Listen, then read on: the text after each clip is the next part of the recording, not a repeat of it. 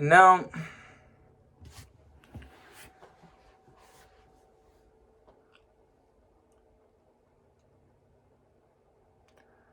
I spent the last 2.5 years being overly critical of Doug Pederson. I spent 2016 questioning why the fuck we even hired him. Welcome, everybody, by the way. If you want to talk Philly sports, please subscribe and all that good stuff. Anywho, I spent 2016 pondering why the hell the Eagles decided to hire, of all people, Doug Pederson. I spent 2018 and 2019 holding on to hope that he would figure himself out, but week in and week out, I looked at the play calling. I looked at the imbalance that was this Eagles offense, and I looked at the way that the team carried itself, and I said, this dude has proven nothing to me. And now we come to 2020, this season, nothing has been fixed. And I continue to believe, and I've said it week in and week out the past month now, that 2017 was a fluke. And it wouldn't have been a fluke if certain things had been different. For example, Frank Reich had never left. John DeFilippo had never left. And I don't know, we actually made an attempt to change things for the betterment of the team, to benefit the team moving forward, instead of saying the same things on repeat on a broken record over and over again. Not willing to do anything about certain things that are clear ailments holding this team back from being as good as they can be. I watched the Dallas Cowboys today take it to the Minnesota Vikings in Minnesota, with Andy Dalton coming back from not only a really bad concussion, but from coronavirus. And they led a game-winning drive to the red-hot Vikings, who had won 3 straight against division rivals, to tie everybody up in the NFC East, essentially. I've been watching Daniel Jones and the New York Giants competing against really good teams like the Buccaneers, and then giving us hell last week. I've been watching the Washington football team defense still making plays, playing dirty, physical football. And my Philadelphia Eagles look like the biggest crybabies on the face of the earth. They look like they do not want to do anything but just get through the week and get their paycheck. Now, I can't say that about everybody, but I can say that about a couple of people. But what the biggest thing to me stands out the most is just how arrogant, how stubborn, and how full of shit Doug Pederson and Carson Wentz are. When you got Seth Joyner begging and calling for Carson Wentz to be benched, you know how severe this loss was. You know how big a mistake the Eagles are making right now. And you know how big of a mistake they might have made by not keeping Nick Foles around, at least. I hate to say that, because 2 years ago I would have never said that. 2 years ago, I'm riding the Wentz wagon. All right, I'm in Pennsylvania enjoying myself after a Super Bowl win. You know, we're struggling, but I have hope in my team, hope in my quarterback. Buddy gets hurt. And here I am 2 years later, and I'm watching my quarterback for a second straight year. Everybody around him is getting hurt, but he's managing, right? He's still trying to figure out how to do it, how to win these games. No. 2019, everybody around him got hurt. This year, bits and pieces have gotten hurt, but the biggest pieces have stayed. Jason Kelce, you got your young wide receivers around you like Greg Ward. You're getting Jalen Reagor back. You got Travis Fulgham becoming the superstar that he hopefully will become. And Miles Sanders, a guy that Doug Pederson was saying, oh, I want to get him involved. Oh, I want to utilize him more. Still has yet to run a game where he's gotten 20 carries or more.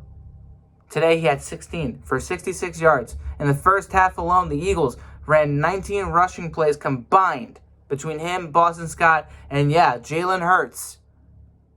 And they had 96 total yards combined rushing against the Browns.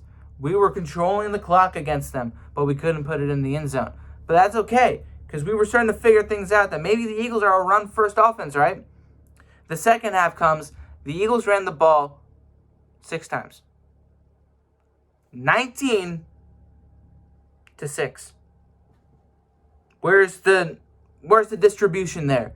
Where's the balancing in that? Where is the logic in that? Meanwhile, the Browns ran the ball 40 times. And they won the football game. In a game where weather was not on your side, on either team. Rain, heavy downpour, the turf was a mess. People are slipping and sliding, balls are getting dropped. It's hard to grip it. It's hard to stay on your feet. You have to clean out your cleats every single time you go off the field because of how much mud and how much grass was stuck in your spikes. And we ran the ball 6 times in the second half for only 10 yards. I look at the stats. Carson Wentz, 21 completions, 35 pass attempts, 235 yards, 2 touchdowns, and 2 interceptions. Had a fumble that was not lost. But Jesus Christ, dude, like, I cannot tell you how much I wanted to see Carson Wentz leave this football game. Like, I'm sorry. Not in an I want him to get injured way. Just I want to see his ass on the fucking bench. Okay? I want to see him sit down. I want to see him wearing the mic, hat and head. I don't want to see him with the helmet on. I don't. The interception that was returned for a touchdown. I don't understand how you could pass up the opportunity to throw to your star wideout, your young rookie prospect, Jalen Reagor, who's wide open. You see him, you're about to throw, and you wind up and you pull it back. You turn to your left. Hey, look, Miles is right there. I'm going to try throwing it to him. You throw it, you get hit, and it's a pick 6. I do not understand that decision right there. And what is he, when he gets asked about it, what does he say? Oh, I got to look back at the tape. You know, I wanted to just, I saw Miles out there, and, I just got to look at the tape. Like, dude, for real? You're for real, right? And not to mention Doug Pederson, when he's asked about Carson, no, I was not thinking about benching him. And yes, he's going to be our starter next week. There's no question about that. There should be a question about that. There really should be.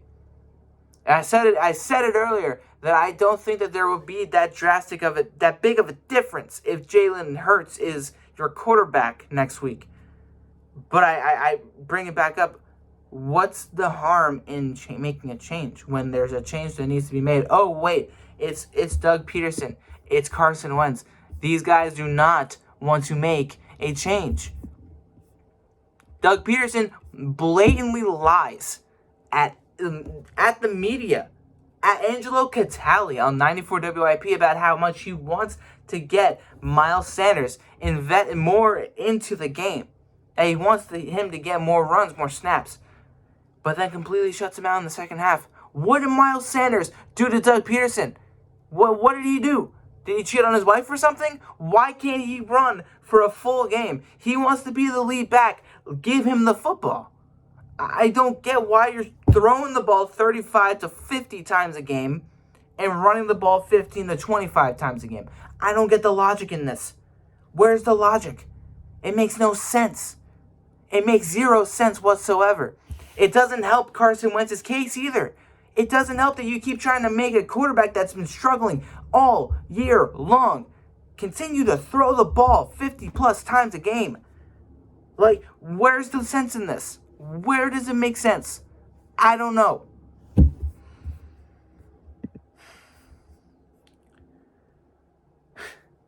It's on us individually to look at ourselves in the mirror and get this thing fixed. No one else can do it for us. It's going to take the 53-man roster to go out on the field next Monday to change that outcome. The biggest way to change the outcome of the game is to actually implement something different, something that is fresh, not the same old out routes, not passing on first down, incompletion, running on second down, 1 yard. Third down comes, you're gonna punt immediately. Basically, you're done because you can't convert a third and long to save your life. It's beyond frustrating at this point because it's the same story week in and week out, and nobody takes accountability for what's wrong and pledges to fix it. They don't do it. They do the complete opposite and say that we're just going with what we feel is best, especially with what we practice, and that's that. If it doesn't work, we'll look at the tape and we'll try to fix it. They don't say we're going to make a change. We're going to run it more. We're going to get, you want to get Carson out of the pocket, don't you, Doug? Yeah, of course. I want to get him out of the pocket more. I want to see him roll out. I want to do some more play action. Shotgun, shotgun, shotgun, shotgun, shotgun, shotgun. Nothing is different. And now on Monday, you got the Seattle Seahawks coming in, a team we haven't beaten since, 2004? I don't remember the last time we beat them. I was a little kid when we last beat them. Russell Wilson has had our number ever since he was goddamn drafted. And they're coming back to Philly after stomping on us twice last year. We're going to get our asses handed to ourselves once again. And I said it earlier today that the New York Giants, the Dallas Cowboys, Washington, they're all going to end up above us. I'm telling you, in the standings with the way the schedules line up, we are going to be on the bottom of the standings in this division. And I hope we are. We do not deserve to be in first place with the way this coaching staff and the way this quarterback are playing. I got a comment saying that Jim Schwartz should be fired. Well, I'll say this much. The defense today, I had no issues with them until the fourth quarter when they finally gave in and were allowing big chunk plays from the run. They shut down Nick Chubb and Kareem Hunt all game long. All game long. I can't fault them for anything that they did today outside of the fourth quarter where they started to struggle against the run because they got tired. Because guess what? Your offense is jack shit. It didn't do anything to help you. That's all I got to say. That's all I got to say. That this team, under this coach, under this quarterback, we're not going to see any difference. We're not going to see any changes moving forward, which means you can most likely expect the Eagles to continue to struggle in the first half, continue to struggle with converting on third down, continuing to pass instead of run, do what actually works, and that's run the goddamn ball. You're not going to see it. You're not going to see your star running back, Miles Sanders, or Boston Scott, or Jordan Howard when he's able to play. None of them. You're not going to see any of them. Elijah Holyfield, I didn't even see him on the field today. You know why? Because Doug Pederson doesn't give a shit about him. He doesn't give a shit about any of the running backs, dude. Undervalues them. I don't get why.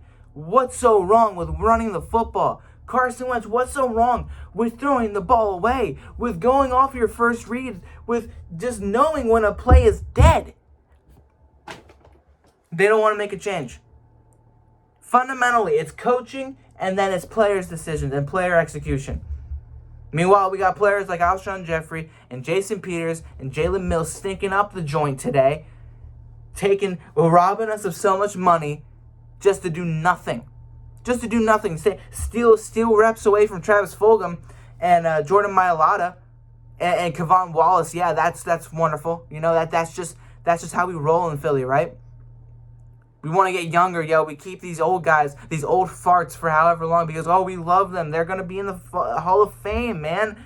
We have such an emotional connection to them because of what they've done in the Super Bowl and what they've done in years prior. Get that out of here. Get them out. I'm done. I'll see you guys this week. We got over a week until the Seattle Seahawks game. Let me know how you guys felt about this disaster of a season so far, how you felt about the Browns game. Like and subscribe if you're new. Keep commenting, talk to me about football, please. That's all I want to do with you guys. And I'll see you all the upcoming videos are going to continue to be like this. Complete and utter complaints about the lack of urgency, a lack of just everything, okay? This team is poorly managed, poorly coached. Everything is bad. And I'll see you all next time. I'm out. Enjoy the rest of your day. Peace out, guys. Bye.